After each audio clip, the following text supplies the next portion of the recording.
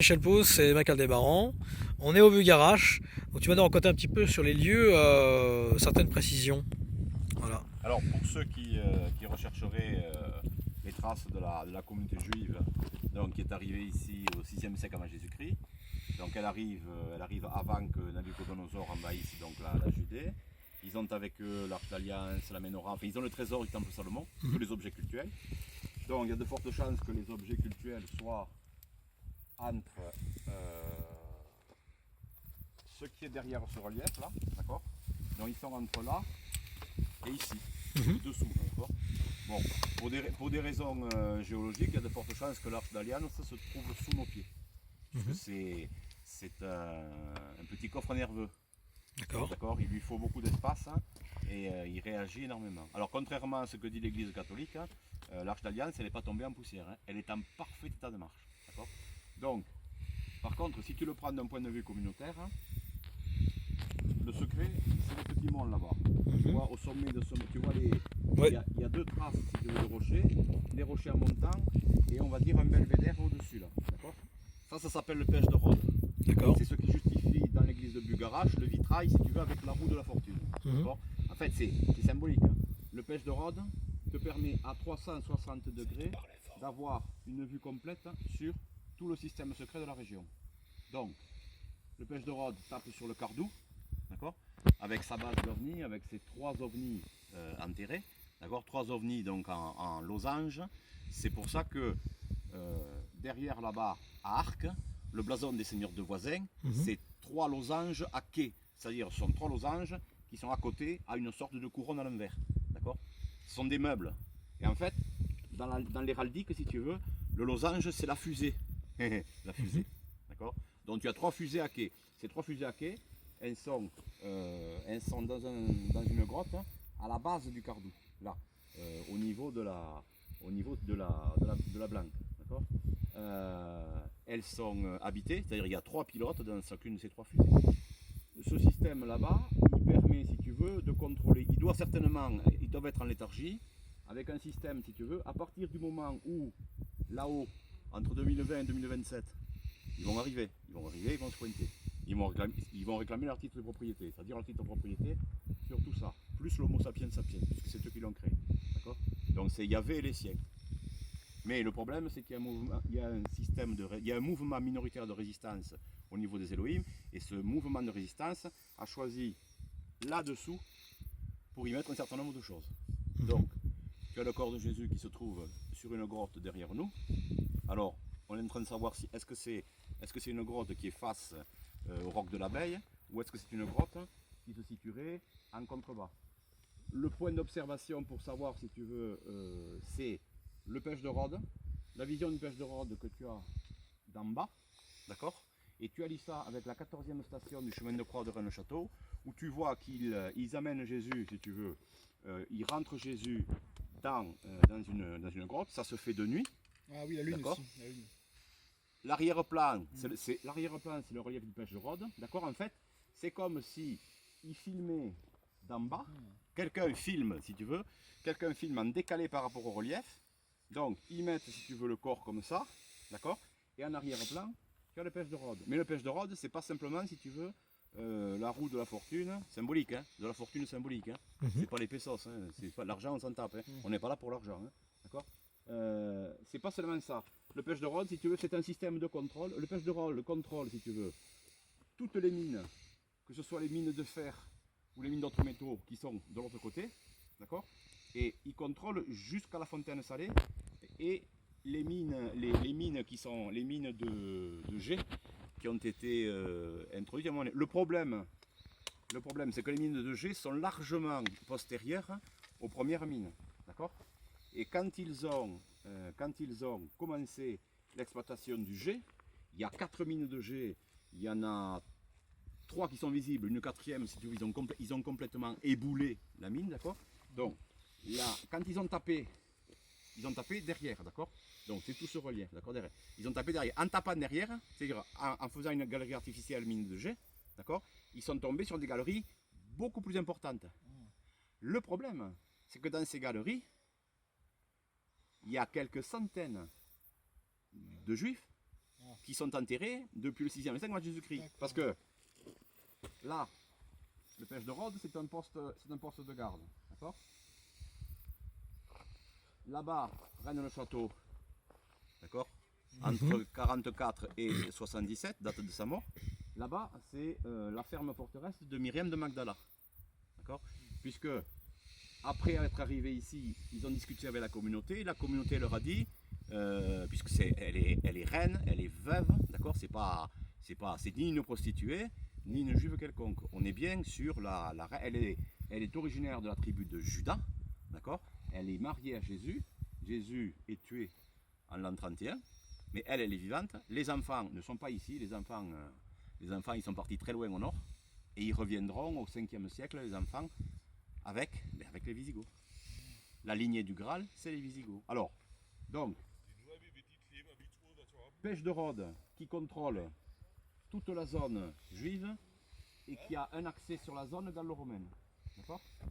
Donc, tu as là, ici, là on voit les reliefs, on va dire versant sud, ouais, on va voir, vulgaire, versant sud. Mais versant nord, tu as les entrées, donc, et tu as tout un cimetière là-dessous, si tu veux, où sont enterrés des juifs depuis le 6e siècle avant Jésus-Christ jusqu'au on va dire jusqu'au 13e, date à laquelle Saint-Louis les chasse d'ici. Alors, Saint-Louis, donc, vide la vallée qui est derrière, la vallée de la Salte, il la vide, d'accord. Il vide Narbonne, donc ils ont eu deux solutions. Ils passent en Espagne, ils passent en Afrique du Nord ou direction Malte, d'accord.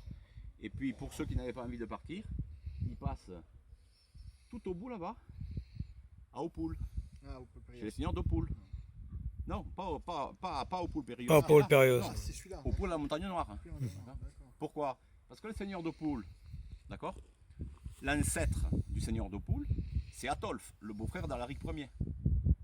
Mais l'ancêtre d'Atolphe et d'Alaric Ier, 15 générations avant eux, leur ancêtre, leur arrière-arrière-grand-parent, c'est le petit Judas, fils de Jésus et de Myriam, et sa sœur jumelle, la petite Myriam. D'accord. C'est pour ça que tu as la lignée du Graal, c'est les descendants, c'est les Visigoths. C'est pour ça que le prieuré de Sion, quand ils démarrent leur connerie à partir des années 50-60, ne veulent pas entendre parler des Visigoths, donc ils parlent des Mérovingiens, des Francs, Clovis et toute la bande. D'accord. Alors, les Francs étaient hérétiques, ils n'étaient pas catholiques. Seulement quand Clovis veut attaquer le royaume d'Alaric, le deuxième, d'accord, il sait qu'il y a énormément de chrétiens qui sont plus ou moins pourchassés par les chrétiens ariens de la zone d'ici. Donc il se convertit en 498, il se convertit au catholicisme, d'accord, ce qui lui permet d'avoir toutes les 5e colonnes catholiques qui sont dans la zone, d'accord, et qui sont plus ou moins pourchassées par les Visigoths ariens. À partir de là, il rentre avec son armée au niveau de Bordeaux, d'accord. La bataille de Vouillers n'a jamais eu lieu à Vouillers. La bataille de Vouillers, elle a eu lieu au pied de l'Alaric, là-bas, là, tout au fond. C'est là qu'il y a eu la confrontation. Voilà. Et donc, ils viennent s'installer. Et bien sûr, en 460, quand ils ont pacifié la région, donc avant Clovis, en 460, le petit village là-bas de Rennes-le-Château, ils savent pertinemment que leur arrière-grand-mère, leur ancêtre, donc Myriam Magdala, y a vécu de 44 à 77, d'accord. Ils savent qui elle est, ils savent de qui ils descendent. Donc ils font de Rennes-le-Château leur capitale spirituelle. Et ils fortifient le haut du château, c'est le château comtal, c'est le château du seigneur, du comte. Et tout le bas de la colline, c'est la ville basse. Voilà. Et donc tu as, depuis le Pêche de Rhodes, tu as une vision sur, bien sûr, le pêche d'Ancouty, l'affaire du pêche d'Ancouty, oui, Franck Dafos, etc. Tu as une vision sur la vallée. Tu as une vision sur, alors bon, d'ici c'est vachement loin, tu as tout le front nord, c'est-à-dire tu as toutes les fermes forteresses juives qui s'alignent sur les hauteurs, donc tu as les Bernous, tu as le Losadel, tu as le front est avec la ferme de Peiranis et Camp sur la Glie, avec les gens qui ont creusé pendant 20 ans. Camp sur la Glie, oui. Camp sur la Glie, les années 80-90, donc au-dessus de la ferme de M. Amsal, tu avais une équipe, si tu veux, dans laquelle il y avait comme chef de patrouille une Israélienne d'accord, d'origine, ils parlaient tous français. Hein. Ils ils étaient sponsorisés par des officines plus ou moins en acquaintance avec l'État, d'accord, mais plutôt côté, plutôt côté sataniste, plutôt côté négatif. Quoi. Et le Bucarache Arche d'Alliance, lié au Mossad, tu peux nous en parler peut-être? L'affaire qu'il y a eu. C'est-à-dire que à partir du moment où la principale communauté juive est établie derrière ces collines, où il y a un énorme cimetière sous ces montagnes, d'accord, et à partir du moment où ils ont enterré le trésor cultuel du temple de Salomon, plus leur propre trésor, si tu veux, entre là-bas et ici, d'accord, en dessous là, tu as tout le principal, tu as le principal. En 73, à l'été 73, d'accord, l'Aman, le renseignement israélien militaire, ils savent parfaitement que les Égyptiens, les Syriens et les Jordaniens vont leur tomber dessus. Ils le savent, d'accord. Ils n'ont pas encore l'accord des Américains, puisque les Américains ne viendront qu'au dernier moment, d'accord, leur proposer des escadrilles de Phantom F4 avec les pilotes, d'accord. Mais au moment où je te parle, les Israéliens n'ont aucune garantie de la part des Américains. Donc ce qu'ils font, ils consultent si tu veux le grand rabbinat, et ils consultent d'accord les grands kabbalistes, ils leur disent voilà, il va nous manquer quelques escadrilles, quelques tanks, qu'est-ce qu'on peut faire? Ils leur disent écoutez là, la seule chose qu'on peut vous proposer, vous envoyez une équipe ici, qui va grenouiller entre l'ancien site de la communauté juive et ici, d'accord. Et si vous arrivez à sortir l'Arche d'Alliance, ça fera quelques divisions de tanks et quelques escadrilles en plus. L'affaire Betex. Alors l'affaire Betex, c'est lié à ça, mais l'affaire Betex, c'est certainement quelque chose qui se trouve de l'autre, enfin toujours sur le relief du Bucarache, mais de l'autre côté de la Bariva. La Bariva, le fameux roman de Maurice Leblanc, Jules Verne. La Bariva, elle est derrière le Bucarache. C'est cette longue barre, si tu veux. Le capitaine Bucarache. Voilà. La Bariva, pourquoi la Bariva? Parce que dans la Bariva, il y a certainement une entrée qui permet de descendre dans l'Agartha, et Betex est arrivé. On est la terre creuse. Dans l'Agartha. Le problème de Betex, c'est qu'il n'avait pas compris que à partir du moment où la grotte est ouverte, ça veut dire que la grotte est défendue par un système, si tu veux, qui ne se voit pas. Et alors le système, pourquoi est-ce que Betex est mort complètement séché? Parce que Betex a pénétré une galerie de mines, mais il s'est pas méfié que toutes les roches dans les descentes, c'est des roches qui te pompaient l'eau. Donc il a pu arriver jusqu'au bout, il a pu voir effectivement une des stations de métro de l'Agartha, parce que c'est ce qu'il cherchait lui, c'est une station de métro de l'Agartha. Puisque l'Agartha, si tu veux, a fait depuis le Tibet jusqu'au d'accord, ils ont un système, si tu veux, de métro dessous, ils peuvent se déplacer dessous. L'une des stations de métro, elle est ici, elle est dessous. Le livre de... Et la grotte, si tu veux, il a descendu, c'est une grotte avec des roches rayonnantes, si tu veux, qui te sèchent. Donc il a pu aller jusqu'en bas, il a vu, et quand il a voulu remonter, à 20 mètres de l'entrée, il était sec. Et il s'est évanoui. Et ce sont les pompiers qui sont venus le chercher. Et après, on a bétonné la grotte. Alors la grotte bétonnée, je ne sais pas où elle est. Mais il y a de fortes chances qu'elle se trouve, si tu veux, on va dire, à l'est. Sud-est, si tu veux, du Bucarache. Probablement dans la zone de la Bariva. Le livre de Bulwer Lytton, The Coming Race, est-ce que tu penses que c'est les mêmes? Ah oui, c'est les mêmes.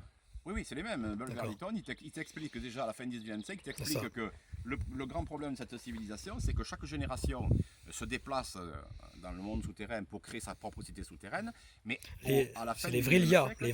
Ouais, mais le problème, c'est que les nouvelles générations n'ont plus, il n'y a plus de place. Sous terre, il n'y a plus de place. Et que donc, à un moment donné, la décision va devoir être prise de remonter à la surface. Et ils sont beaucoup plus équipés scientifiquement que nous. Donc, je ne sais pas à quelle époque ils vont remonter, mais s'ils remontent, oui, ça risque de poser un très gros problème. Tu parles de 2020-2027. Entre 2020 et 2027, c'est quelque chose qui vient du ciel. D'accord. Et ça, tu as eu confirmation aussi par des instances militaires, genre de... Militaires, non, mais j'ai eu confirmation en décodant la troisième prophétie de Fatima, l'apparition de la Vierge à Ika au Japon, et puis dans mes travaux sur l'histoire de la communauté juive, sur Marie-Madeleine, sur Jésus. Alors tu as un t-shirt qui est emblématique là, sur toi. Etc. Oui, mais je n'appartiens pas au Mossad. Je sais. Donc j'ai eu confirmation qu'effectivement entre 2020 et 2027, il y a... Alors, c'est très compliqué parce qu'en fait, c'est très simple, mais c'est très intime. Entre 2020 et 2027, deux sémites, pas forcément juifs, deux sémites. Un homme et une femme doivent se rencontrer, se marier, enfin s'aimer, se marier, et avoir des enfants. Comme ils sont de la lignée du Graal, c'est des jumeaux. D'accord. Donc j'ai identifié clairement la femme, La femme, pour moi, je l'ai identifiée. Elle est identifiée, d'accord. Elle est née dans les années 80 et c'est ce que je vais écrire dans le bouquin qui va sortir en 2 tomes sur la bibliographie. Ah, tu vas faire un livre bientôt? Oui, j'ai un guide qui va sortir dans 15 jours sur les lieux de Marie-Madeleine dans le coin. Et j'ai presque terminé donc un tome 1 sur la biographie de Marie-Madeleine et un tome 2 qui s'appellera Résurgence, qui va expliquer ce qui se passe entre le 2e siècle et Chez quelle édition ce sera? Mes éditions. D'accord. Au niveau de mon association, j'ai créé une maison d'édition qui s'appelle les éditions Langue d'Aude et on va s'auto-éditer parce que les premiers livres que l'on a fait, le premier livre qu'on a fait chez un éditeur que je ne citerai pas, on s'est fait blouser. Donc j'en ai marre de me faire avoir, donc j'ai décidé que maintenant on était intégré complètement, c'est-à-dire que l'association a officiellement sa propre maison d'édition. C'est nous qui avons édité un exemplaire de la vraie langue celtique, de la VOD. Donc il y en a un disponible à la librairie de Rennes-le-Château, la librairie des chercheurs ou la porte de Rennes, donc chez Serge et Hélène Colmeiro. Et on a donc, ils en ont tiré 500 exemplaires. Donc on peut acheter la vraie langue celtique originelle avec la carte originale, etc. etc. On va faire ressortir, on avait fait sortir donc chez cet éditeur qu'on n'a pas beaucoup aimé, un premier tome sur l'encyclopédie de Rennes-le-Château, mais le tome n'a pas été bien corrigé, enfin il est disponible à la vente, hein, mais il est pas bon, l'éditeur a dû faire son boulot, il l'a pas fait. Donc du coup, en tant que président de l'association ARA, j'ai écrit donc l'organisme qui, entre guillemets, donne officiellement une appellation d'éditeur à un éditeur. L'organisme m'a répondu, ils m'ont envoyé 10 numéros ISBN pour les 10 prochaines parutions, que l'on mettra donc sur le livre. Et donc l'association ARA est devenue éditeur. Et donc le prochain livre c'est Qui es-tu Marie-Madeleine sur les sentiers donc, de Myriam de Magdala des Corbières, enfin depuis les Pyrénées jusqu'ici. Ça c'est un bouquin pour promenade. Ouais, tu es sur le terrain depuis 30 ans, quoi. C'est ça qu'il faut dire aussi. Oui, ça fait 30 ans. Ça fait 30 ans que tu connais bien j'ai attaqué le terrain. J'ai attaqué le terrain en connaissance de cause en 1979-1980. Voilà. J'ai démarré mes premières conférences en 95-96. On a créé l'association ARA en 2005. On existait depuis 99, mais on a créé officiellement depuis 2005. Et on a été contacté par une organisation qui n'est pas déclarée en préfecture, qui s'appelle la communauté de recherche de l'ordre des sœurs et frères du Temple, qui nous a contactés. On s'est un peu expliqué. Et il y a eu un bureau de l'association, et on a décidé communément de leur déposer toutes nos archives occultes, ésotériques et ufologiques. Donc cette organisation dispose de nos archives dans un lieu qui n'est pas secret, qui est discret mais pas secret, et on a une autorisation enfin, on peut consulter toutes nos archives ufologiques et occultes chez eux. En même temps, tu as tous les livres sur Rennes-le-Château. Oui, enfin, tu as combien de livres sur Rennes-le-Château? Alors, il doit y avoir à peu près 900 livres qui parlent directement de Rennes-le-Château, plus plusieurs centaines qui abordent Rennes-le-Château dans leur thème. En gros, je pense qu'aujourd'hui, on doit être pas loin de 1500 livres sur Rennes-le-Château, en français. Il faudra faire un musée. Hein, il doit y en avoir, c'est prévu. D'accord. Il doit y avoir à peu près entre 500 et 1000 livres en langue étrangère. Que tu possèdes? Alors non, en langue étrangère, j'ai pas tout. J'ai un tout petit fond en langue. Je dois avoir une centaine d'ouvrages en langue étrangère. Anglais, hollandais, espagnol, allemand. Mais on n'a pas commencé à collectionner les livres en langue étrangère. Enfin, on n'a pas commencé sérieusement. On a un petit fond, on doit avoir une centaine d'ouvrages anglais, allemand, hollandais. L'objectif c'était quand même en français, puisque bon, même moi si j'ai fait anglais, espagnol et allemand au niveau du bac, moi ma langue c'est le français. 1500 tu dis livres? Il y a 1500 livres, oui, sur Rennes-le-Château directement ou parlant de Rennes-le-Château. Alors auquel tu dois rajouter tout ce qui traite des Visigoths, tout ce qui traite des Templiers, tout ce qui traite de Jésus, de Marie-Madeleine, des Juifs, et tu peux rajouter maintenant une partie des livres en ufologie, puisque on est ici là, sur la zone du Bugarach, donc il y a une très grosse activité OVNI depuis environ, je pense qu'elle a commencé sérieusement aux alentours on va dire de 2009-2010. Une grosse activité, hein, c'est-à-dire une activité visible. Et là, elle monte en flèche. Alors, la raison de cette activité, on se doute bien que on arrive dans la période 2020-2027, donc c'est pour ça qu'il y a une grosse activité. Une partie de ces ovnis, ce sont des leurres.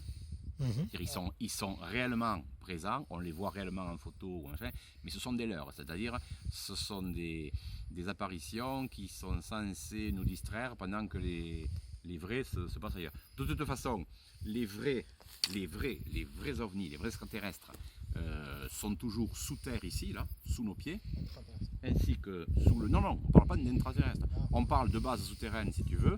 Il y en a sous le Bugarach, il y en a sous le Cardou, il y en a certainement ailleurs, d'accord. Ce sont eux qui sont en attente, on va dire, de leurs camarades qui vont se pointer entre 2020 et 2027, et eux vont ressortir. En fait, c'est le principe que montre, je ne sais plus quel réalisateur américain, la guerre des mondes, le dernier tourné avec Tom Cruise. Ah oui. Souvenez-vous que les soucoupes sont déjà là. Les traits de lumière, enfin, les éclairs ne font qu'envoyer les pilotes dans des engins qui sont enterrés depuis longtemps. Bon, alors le principe ici c'est le même, sauf que pour le Cardou, il n'y aura pas besoin d'envoyer des pilotes puisque les pilotes sont en léthargie. Ils sont ici. Sous le Bugarach, par contre, je pense qu'on a une base active. Est-ce qu'il y a un black programme ici aussi? De la part de qui? Militaire aussi? Oui, il y a la base autour d'Opul Périos, il y a une base militaire avec des forces spéciales, on ne doit pas y entrer, et ça a un lien avec une entité qu'on appellerait démoniaque ou négative. Voilà. Il y a sur un domaine pas très loin de Camp-sur-l'Agly, il y a un domaine qui est fermé dont je ne citerai pas le nom pour ne pas avoir d'ennui. Je ne parle pas de procès, je parle d'ennui, de gros ennuis, direct, pas un avocat qui viendrait m'assigner en justice, d'accord. Donc il y a un domaine qui est fermé, qui renferme une grotte, qui est une grotte un peu spéciale. Ensuite, il y a une zone militaire avec une sorte de relais qui se trouve toujours dans la zone Camp-sur-l'Agly, mais on ne sait pas où exactement, d'accord. C'est une zone mobile, c'est-à-dire que ils se mettent là de temps en temps. Je pense que le relais, lui, est immobile, mais le problème, c'est qu'on a du mal à... Puis dès que tu t'approches des zones, c'est fermé, d'accord. Donc, ils sont là, ils ont certainement comme soutien le 3e RPIMA. À bon niveau, on ne parle pas, d'accord. Le 3e RPIMA et leur soutien logistique, enfin, en tout cas pour les unités spéciales, d'accord. Mais bon, après, on va dire que justement le 3e RPIMA et la Légion Castel, ils font énormément de manœuvres dans le coin. Donc à partir du moment où ils manœuvrent dans le coin, quand on manœuvre, on peut surveiller. Plus tu manœuvres, plus tu surveilles. Et c'est le but. Donc, on va laisser passer.